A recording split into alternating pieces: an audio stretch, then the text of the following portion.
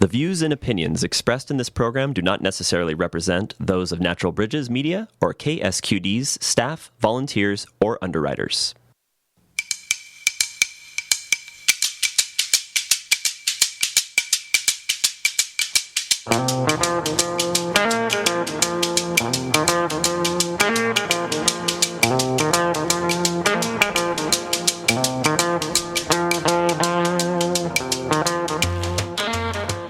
Hello and welcome to Talk of the Bay.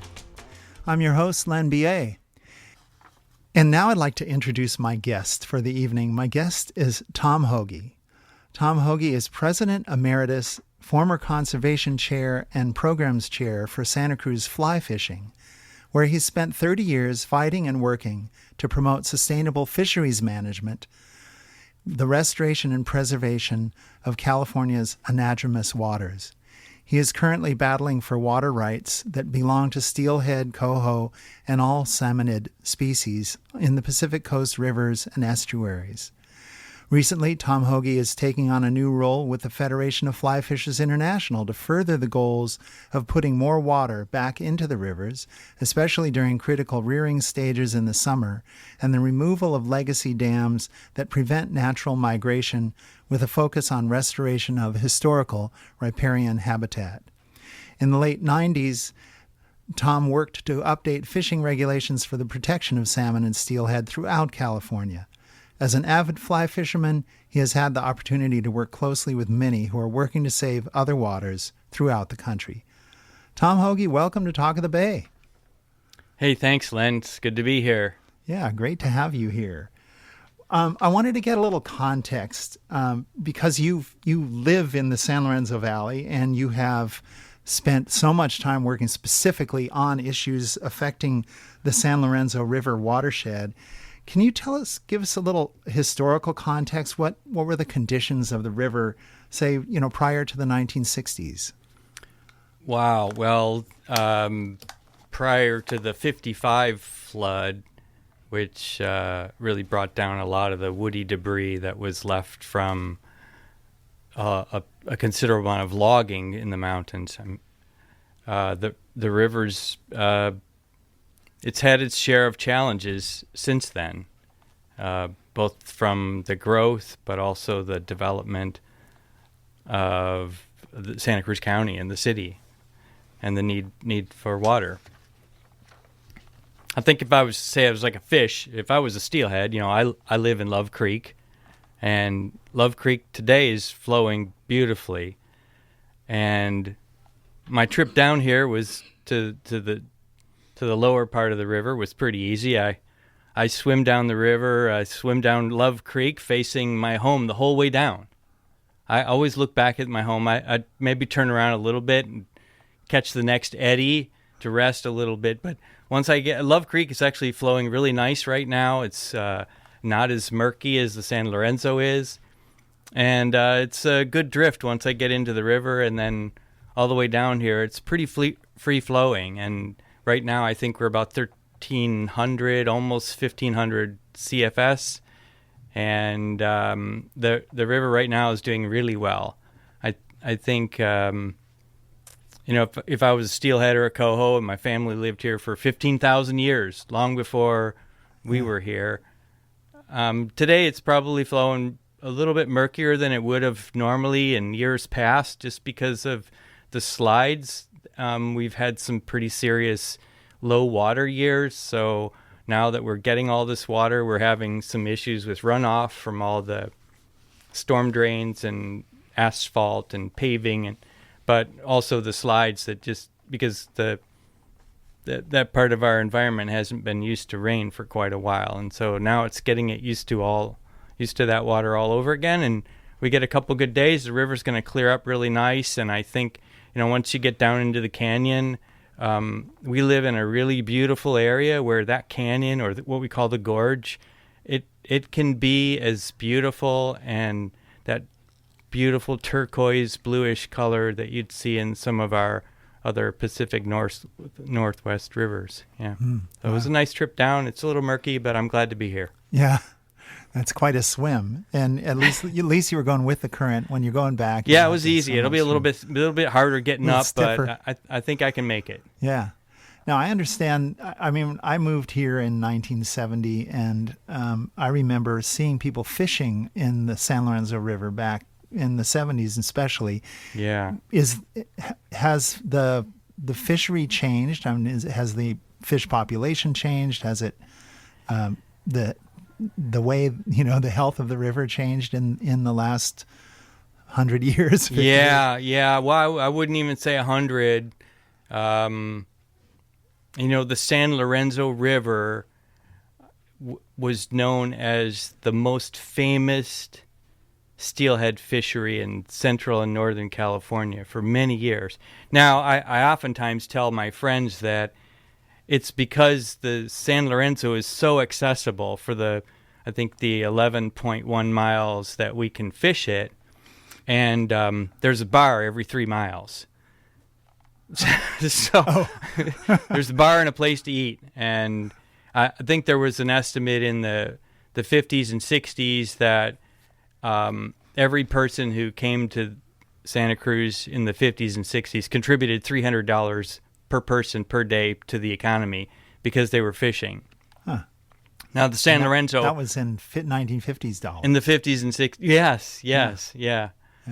But there were hundreds of people fishing, especially the opener in the 50s and 60s. The cliffside would be lined with the hardware and bait anglers, and the boardwalk side would be lined with all the fly anglers. And on occasion, you'd see guys like Hal Jansen and Ed Marcellak in a pram in the middle, laughing at all of us as we were trying to cast to their quarry. But yeah, I mean, there were thousands of fish in the San Lorenzo River. The 1941 studies on the river by what was then the Department of Fish and Game were in the thousands, and the catch rates were in the thousands, and that didn't account for those that people were keeping. Today, there's not very many, unfortunately. I think we've lost 95% of the fish stocks. There's almost, if someone sees a coho in the San Lorenzo, it's a landmark occurrence, because there just aren't any left. Wow. So they're practically gone. Yeah. But we can, they're resilient. These fish have been around for millions of years, thousands and thousands of years, and all they need is water. Yeah. That's all they need.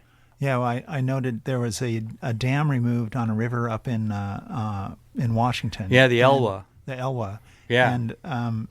And within a couple years, the fisheries, the amount of fish in the river had jumped enormously. It was on a good path to recovery. It was less than a year. The fish came back. Yeah, they know. Yeah, it's an amazing thing. Yeah, when you read about that. Yeah, and I don't know much about fishing. The only fishing I've ever done has been in Sierra lakes and rivers, which are typically clear water to begin with.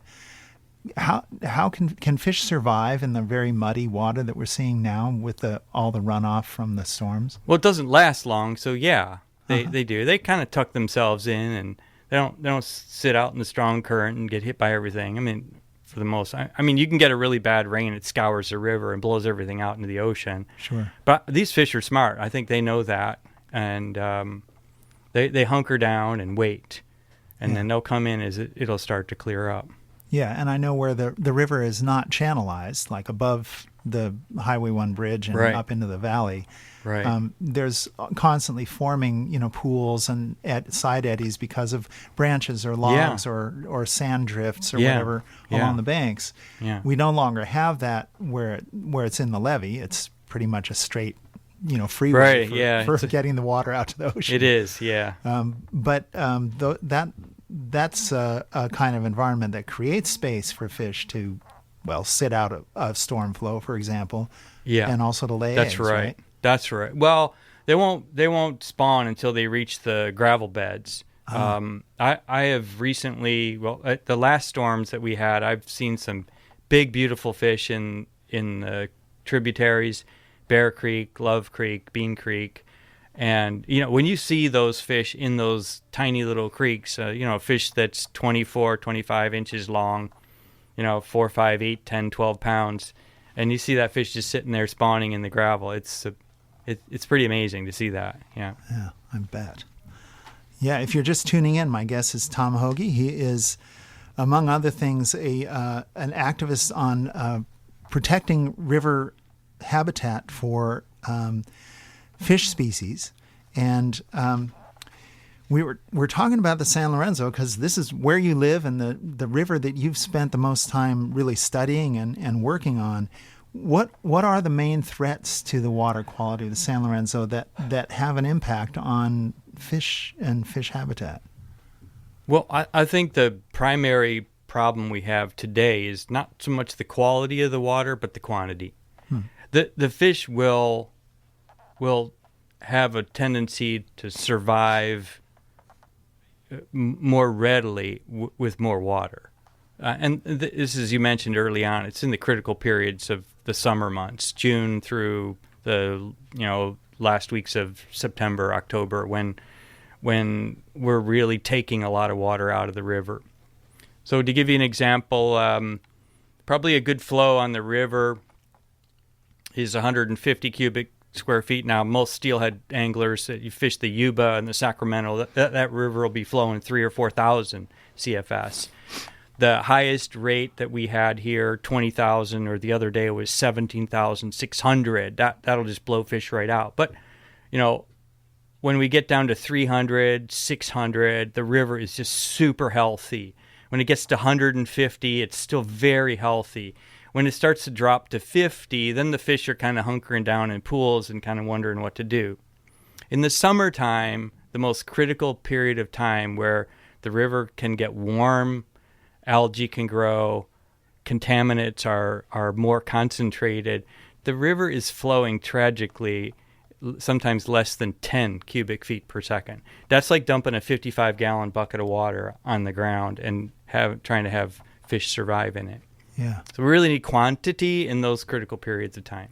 Yeah. Interesting. And for, people not familiar with thinking about CFS or cubic feet per second, if you've got a modern shower head, that's about a quarter of a cubic foot per minute. So if you're running, so many cubic feet per second, kind of, you have to magnify that. You were talking 60 seconds in a minute, right? Right. Yeah. So, just to give you a sense of how much water it takes to fill even a relatively small stream that's flowing downhill. Right. When you say 10 cubic feet per second is it essentially looks like a trickle if you're walking over the bridge and you're looking down on it. Yeah. So that's not much. So where is that water going? Is there water to spare to increase that quantity? Well, some might argue that the city and the cities have a mandate for growth, which is, I think it's a bunch of hogwash. But if we're conserving for the environment, the fish aren't getting it. We're conserving for continued growth and building. And I think it's going to come to where we're going to have to sue to get higher flows in the river in the summer, which means the water districts are just going to have to take less in the summer. And if that means we can't build for it, then we can't. But if we can sustain 20, 25 cubic feet per second in the summer months, the fish will come back. Well, those fish that are already there will survive so they can get out in the fall. A steelhead it's such a prized fish because it lives in the ocean and then it comes back to the river and raises its children. It makes a home. The kids grow up there and then they leave and they go out to the ocean and then they grow up in the ocean. They have to fight everything that's in the ocean, fishing and wild critters that are prey to them. And then they come back again. And a steelhead can do that 3, 5, 7 times. Oh, wow. And so they can keep coming back. So if their kids can't grow up in the summer in a deep, cool, clear pool, and then they can't get out in the fall, then the the populations plummet immediately. And if you read there's a really good book called Salmon Without Waters, and it's written about what we've done over the last 15,000 years, or the last 150 years, really. It's just a terrific story of how these fish survive. And that's why anglers love them so much. And you can see a movie called The Rivers of the Lost Coast.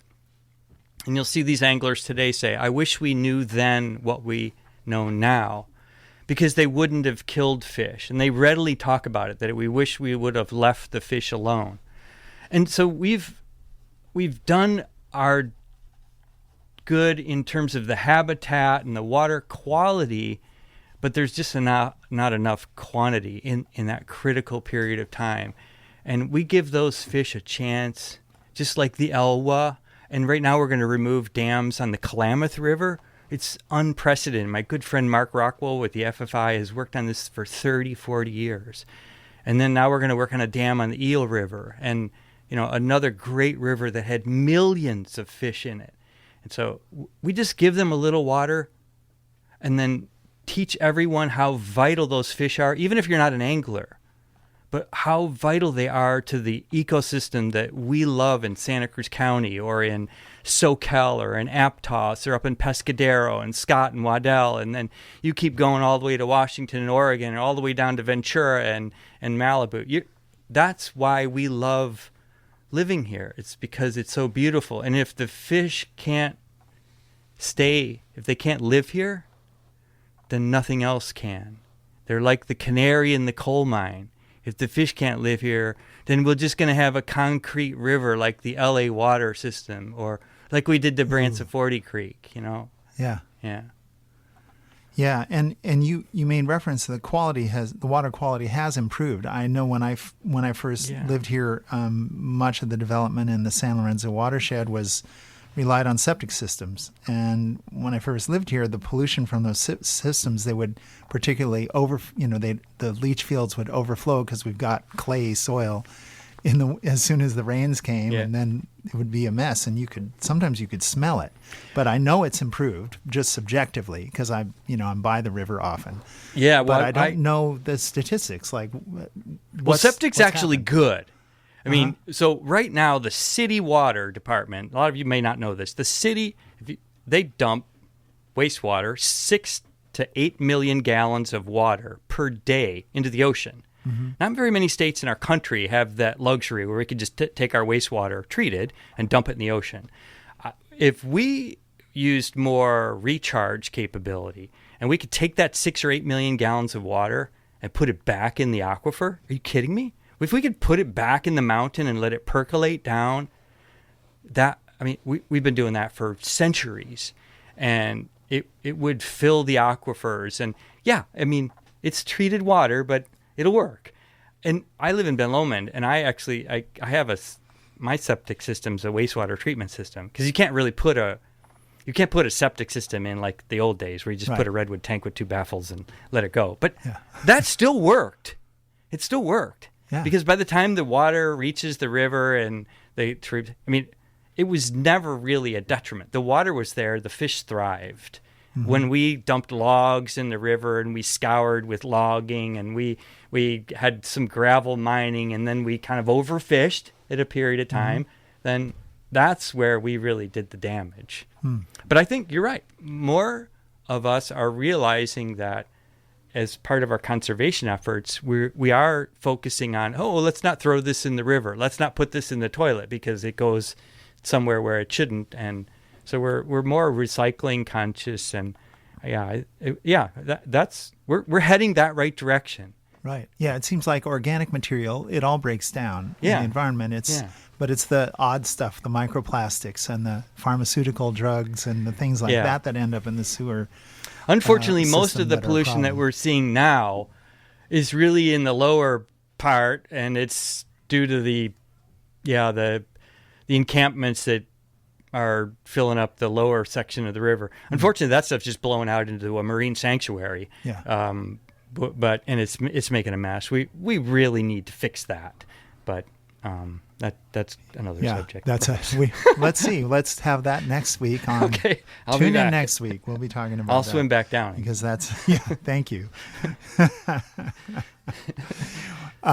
We're going to take a really short break, and we'll be right back with Tom Hogye, and we'll be talking more about the San Lorenzo River fisheries, water quality, and what makes a healthy ecosystem here right after this.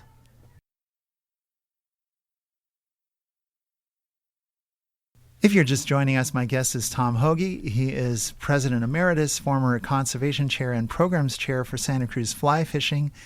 He spent 30 years fighting and working to promote sustainable fisheries management and the restoration and preservation of California anadromous waters.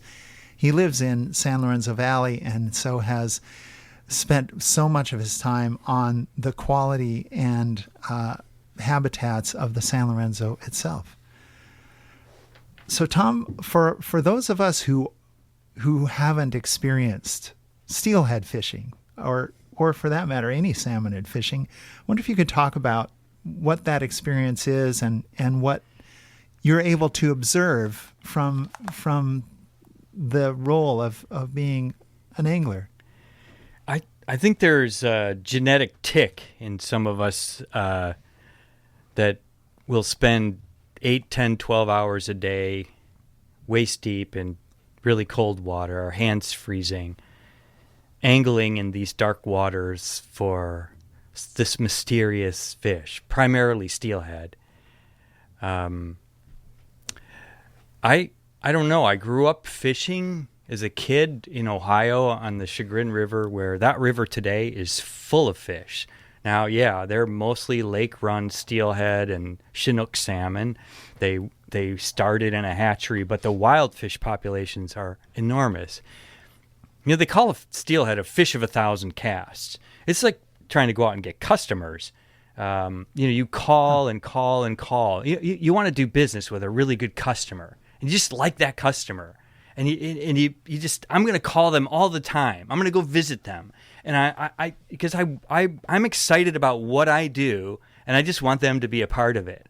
And so my steelhead experience is a lot like that. Those fish are, I just can't describe it. When a fish grabs your line like that, and it's an 8-pound, 5-pound, 10-pound fish, and it grabs your line and it just starts to go the other direction. After several hours of casting time and time again, swinging a fly. By the way, if you do fish any of these rivers in the Pacific Coast, please know that you should fish with a barbless hook. 2 reasons. 1, if that hook gets in you, it'll come out a lot easier. But also, it's much easier on the fish. And then don't fish with bait, please, because the fish don't know that they're not supposed to swallow it. A fly is much like, or an artificial lure, is much like, if someone's throwing M&Ms at you or French fries, and they substitute it with like a stick or a marble, in an instant that it's not real, and you spit it out. That's what the steelhead does. So even your fly, it's more challenging because they will realize very quickly that it's not real, and they'll try to spit it out. But if you set the hook, it'll kind of tag them in the lip, and then, I don't know, they're just, when you bring them to hand, they're just such beautiful, you realize that this thing it grew up and it wasn't even like, it was a little teeny weeny egg, and then it got to be an inch long, and then it got to be 6 inches long, and then when it was between 6 and 10 inches, it had to go out to the ocean and live there for a couple of years, and then it came back. Now, most people would say, well, if you really want to save the fish, why don't you just leave them alone? Well, true, but 90%, if not 99% of the people responsible for removing the Elwha Dam and what's going on in the Klamath, they're anglers. Not because they want to kill fish, but because we're just like the good stewards of the river. On the San Lorenzo, there were hundreds of these men and women who were the keepers of the river. The home I just came from on Love Creek, Rex is my buddy. He takes care of my home all year round. He makes sure that it's clear and that my gravel bed is sweet. There's food there. There's insect life. There's bug life and fish life. So when these fish have to go through all of that. And when you bring one to hand, they are just beautiful. And then, of course, it's like when you get that very best customer, or you got that car you always wanted, or you finally bought your first house. I mean, when it's kind of, you have to do it. And trust me, if you YouTube any fly fishing for steelhead videos, you'll see people high-fiving, jumping up and down, hooting and hollering. It's not because it was easy. It's because that person likely stood in that river for hours on hours, maybe even days. Some kind of crazy thing. Before they catch. Before we got one. Yeah. And especially nowadays when there's fewer fish generally. Especially nowadays when when they're not tripping over the fish in the river. In the old days, it was different. There were thousands of fish, and people were pulling them out, taking 3-5 home a day. Yeah. Mm-hmm. Not anymore. So. Yeah, well, it seems like we at least in this county we outnumber them significantly, so it's a different relationship. I did an article in the Good Times in 2018. A lot of people saw me fishing, didn't even know there were fish in the river. A lot of people don't know. Lamprey eel, the stickleback, the tidewater goby. At one point there were brown trout in the river, but they didn't last because they were planted. So we're in one of the few urbanized areas on the California coast that depends exclusively on local water supply. Like, we don't import water from somewhere else. So how does the, making the river healthier for fish, how does that benefit us in general in terms of the security of the water supply? Wow. Well, it just does. We all need the water. I mean, we have to be careful what we do with the watershed. There's always been farming and ranching and logging. We're just squeezing a lot more into smaller spaces, and we're not really allowing what water we do get to soak in. You hear the news right now with all this water we're getting. Even, Santa Cruz has made the Weather Channel, so we're finally somebody again. Yep. But Thank God you'll it's hear not a serial killer. Yes, right. You'll hear people say, they're getting all this water, but it's not doing them any good because it's all just running right out to the ocean. There's some truth to that, because we've roofed and paved over so much of the square footage of the landscape that it's made it difficult to kind of keep what we really need. And so some of the farming and the ranching and the water use that we do have, it can be a lot more detrimental. I mean, I don't want to talk about pot farms, but illegal farming where some people are getting kind of upset and they're using pesticides and fertilizers, and then they're just kind of, it's not good. I mean, we don't want that stuff in the water. I don't drink wine, I drink beer. But, a lot of people are putting wineries in, and, maybe we just need to be careful, I have horses, I only give them a glass of water a day. No, just kidding. But I also have to be mindful of how I take care of my property, so that I compost things and I keep my nitrogen levels low, because we do manure management, and we have to be considerate of all that. Yeah. There's just more of us in a smaller place now, and so I don't know how much. I think we're at the threshold. Can't take any more. We only have Loch Lomond. It's 2.6 billion acre feet of water. I will tell you that when Loch Lomond, I think, opened, and I think it was built in 58 and opened in 61. Hard to believe it was just that. Yeah, only that it's not that time ago. When Loch Lomond was built, if you took Loch Lomond as a glass of water and you just filled it and then emptied it, the population was small enough that water would last 6.9 years. Wow. Today, it'll empty in less than a year. Yeah, that's how much water we use. Yeah, we just use it. And so we have to create more avenues to develop recharge. You know, asphalt is cheap.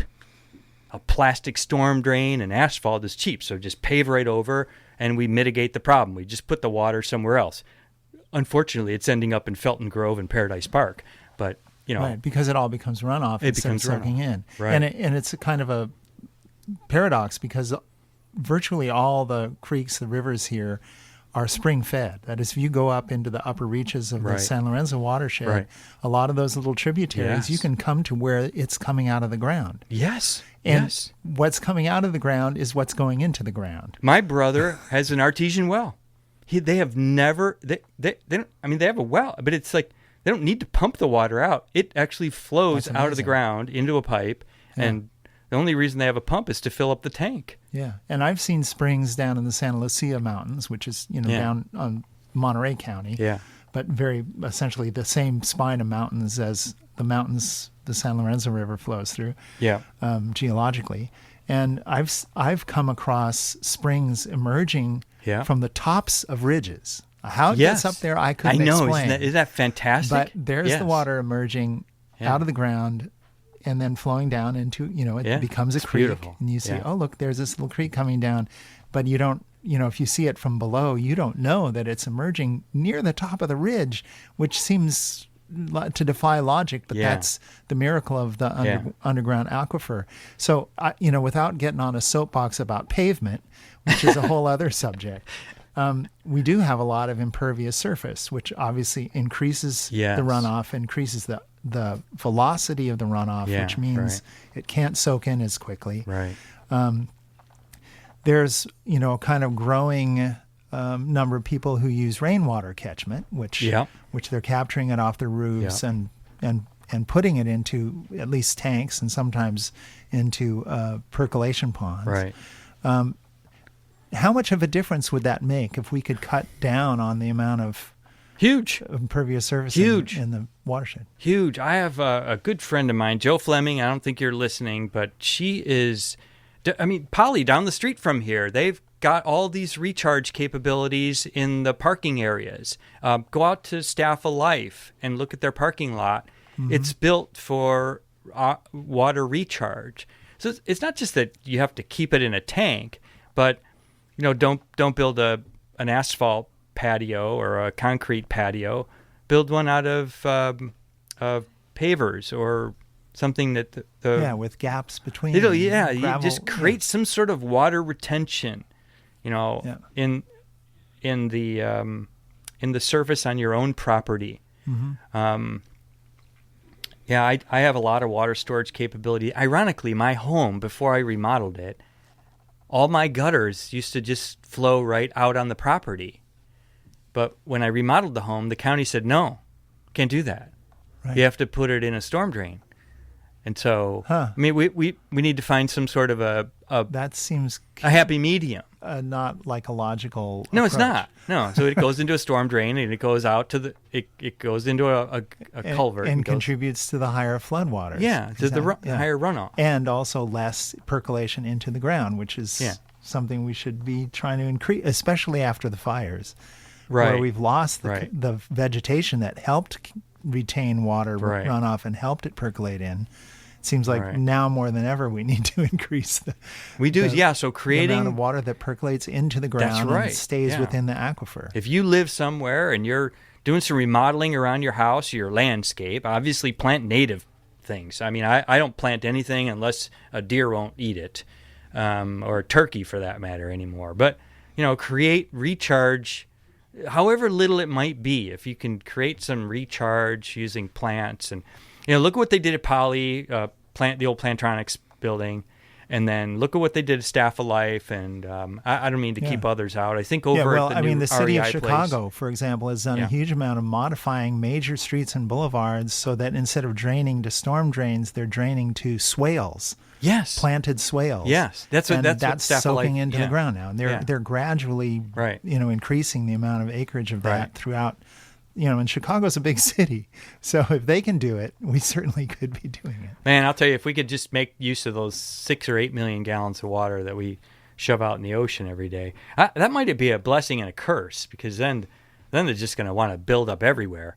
Yeah. Well, I guess Soquel Creek Water District is going to get a piece of that with the pipeline that's, I believe, not quite finished in construction, but they're going to be taking treated water and pumping it into the ground to prevent saltwater intrusion into the aquifer that they depend on. Right.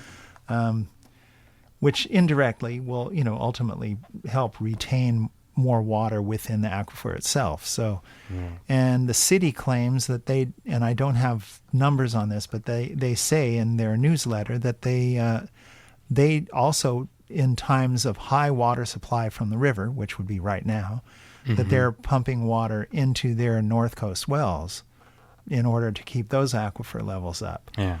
So there's some thought going into these approaches to how to manage the water, but it seems like it's not exactly comprehensive. There's going to be more of it. I was on a call yesterday on the Yale River, and I'm 60 years old now. When I started doing this, I was 30.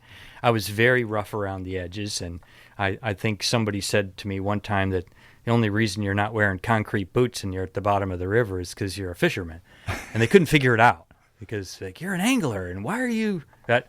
That just was my makeup. But the beautiful thing today is we are seeing the youth get involved and saying, hey, this isn't right. We need to fix this. And, when I was doing presentations for my work is, basically electronics recycling. And I would do presentations at the Colorado School of Mines, and I got to do a few things out at some universities. And I would generally do that talk in an environmental studies class. Or in a class, and I would say, how many of you are environmental studies majors? And one person would raise their hand. They're like, what's environmental studies? Now you go into a classroom, everybody raises their hand, and they're all in specialized areas: renewable energy, solar, aquifer recharge, water treatment, native plants and species and trees and urban development. It's beautiful. So I think, what I saw on this call the other day was 5 or 6 kids in their 30s. It was great. Yeah, I know we can say kids in their 30s. They're gonna help us fix what we've been trying to do. Look, there's a lot of people that probably can't wait till I'm dead, because then I could shut up and they can do whatever they want with the water. But I need 5 or 6 more people behind me to come in to continue this work. Yeah. So, yeah. Well, so I wanted to ask you about the advocacy work you do. Who are you interacting with? What agencies? What private interests do you have to contend with in trying to get policies to move to provide, healthier rivers? Well, some of our local ones are the Coastal Watershed Council.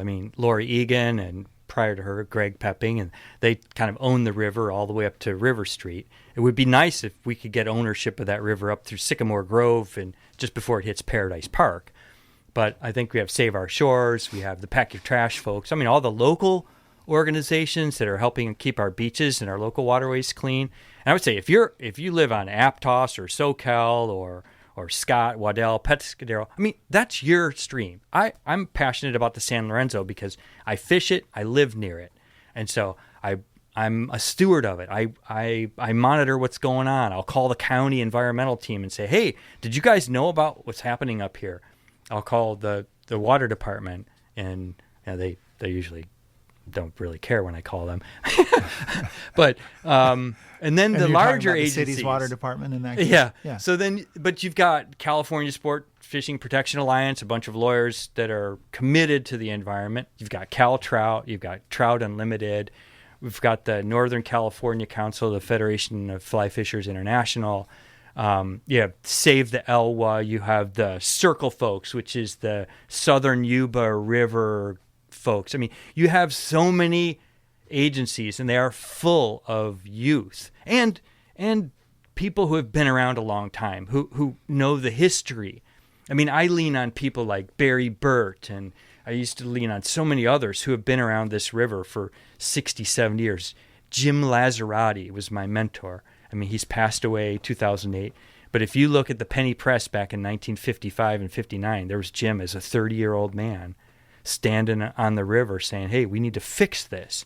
And he worked as a steward on the river along with guys like Dick Weiner and Dave Allen and Bob Simon, it just for decades of being stewards on those rivers. So you don't just have to have a big organization, although they're helpful when we need to sue somebody because they're really not doing something that they should be doing. But you can be just the local person on your street near that portion of the stream that you live on.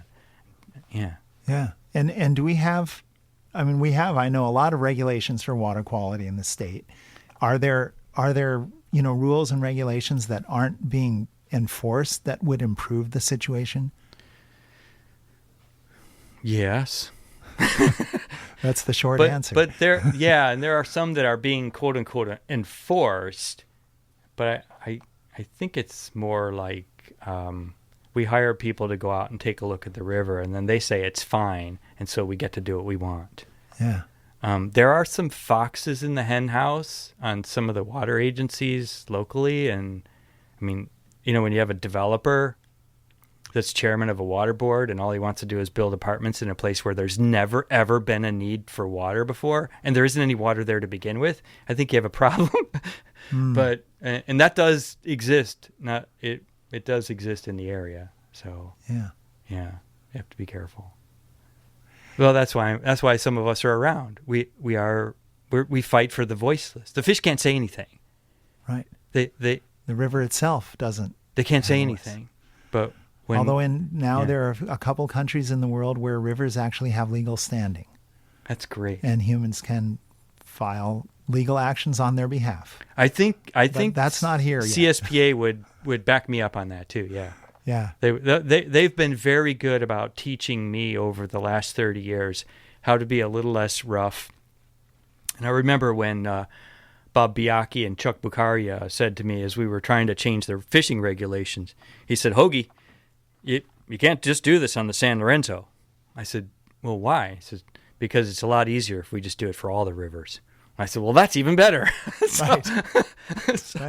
So we did. We did. I mean, if we've got science that applies to all of them, why not apply it? Exactly. Yeah. And if it was a Pacific Coast anadromous fishery within a particular jurisdiction within an angling environment, it was actually easier for the Department of Fish and Game and the Fish and Game Commission to make that change. So, yeah, we did it. Yeah, that's great. Well, we have just about 3 minutes left, and I wanted to give you an opportunity to tell our listeners if they want to get involved in, protecting the San Lorenzo or any, river or creek that they happen to live near in this area, or, get involved in fisheries for that matter, where they can look and where they can go. Well, we can start at Santa Cruz Fly Fishing, santacruzflyfishing.org, easy. In the Coastal Watershed Council, I would, if you're in the city, go for it. Great group. I love working with them. Cal Trout Unlimited. I mean, if you live near any body of water here in Santa Cruz County, Watsonville, Pajaro, etc. Yeah, we have the Pajaro, Salinas, etc. The Carmel. I mean, every one of those rivers, creeks, had steelhead and coho salmon and sometimes Chinook salmon in them. And you don't have to be an angler. It's as if you protect that body of water, you give what was here centuries before us. Beavers. We literally exterminated all the beavers because they were causing flooding. But I mean, They were here before us. We took their home away. So, I mean, be mindful of that when you're doing something on a creek or a river or a stream and they're, Google it, YouTube it, you'll get a hold of me, Tom Hogye. It's easy to find me. Get a hold of me for all the right reasons. Good. And because we have a minute to go, I just wanted to ask I got a photo of you because we put these interviews up as podcasts and I need to, show a picture of somebody. And your photo shows you face to face with Wall-E, which is the Pixar movie character whose story takes place in a dystopian future. Yes. What could you tell us a little bit about that picture? And well, in my work, I love that I get to work with great companies, large enterprise, and I've been working with Disney for 9 years, and hope none of my competitors are listening. And I was doing recycling events, and I met Mike Senna, and Mike builds droids, R2-D2, BB-8, Eve, and Wally. And I was at an event where Wally was there, and he's an animatronics, very animated robot, and it was perfect because we're at this recycling event, and here's Wally. I mean, he's my idol. Yes, the recycler. Yes, I mean that's a great movie. I mean, how complacent we get, and so yeah, he's my guy, and Mike is a great guy. Mike, yeah. Oh, cool. Yeah, you really have the same. You have his job. Yeah, he builds them, and we just save the planet together. Yeah. Well, Tom Hogye, it's been a real pleasure to meet you and to have you on the show. Thanks for coming in, and thank you for all your work that you do to try to restore the rivers around us and the habitat for the fish whose ancestors once inhabited those rivers. It's Thank about you, Len. time. Thank you. Yeah, it's good work.